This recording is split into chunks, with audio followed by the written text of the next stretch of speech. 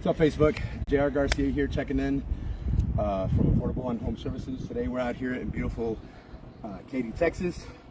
Called out to do an inspection on a roof that may or may not have leaks. A roof that's only 5 years old that was replaced in 2018 from a storm that came through before.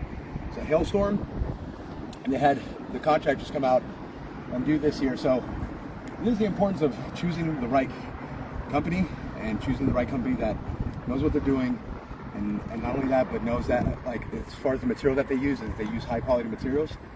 I wanted to show you just all the crap that we saw in here. So if you could direct this over here to this roof here. So first of all, this is really bad installation, but if you see this tar strip here that's already melting, this is a GAF timberline, and it's just not holding up very well as far as the seal. So the combination of both bad installation, where you can see this wear and tear here, already the fiberglass is showing through, and then this seal strip here is already melting away. Again, more bad installation here.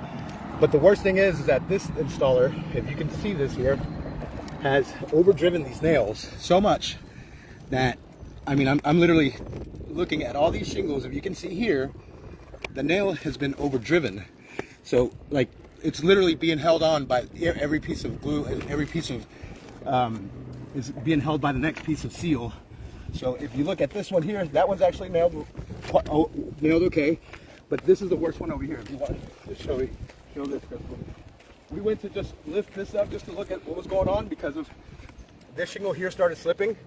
There's already slipping here, and so we wanted to see what was going on. So one thing that we saw right away is that these seals are not holding on. And then we came out here to look down here because this shingle was slipping. And as you guys can see here, I can literally take all of this up like this because these nails have been, nothing's holding these shingles down other than the seal that the next one that holds it down. As you can see, this one is over here, already fell out. And as you guys can see here, this shingle is being held because it's sealing by a hair. It's sealing over here. But if you can see, look at these nails. It's been all the way overdriven. You look at the next one, all the way overdriven. Look at the next one, all the way overdriven. Okay, guys, it's an injustice to the customer. It's an injustice to the process, and it makes us look, this is what gives other roofers just a horrible name. And that's why this industry has that reputation that a lot of people don't trust contractors that come to their door or whatever it may be. And I can see why. So this homeowner paid for a roof that's, I can only assume that's, you know, anywhere from $20,000 to $30,000, because it is a big roof. It's a big steep one. And now like, this roof is shot to shit. Like, they need a new roof.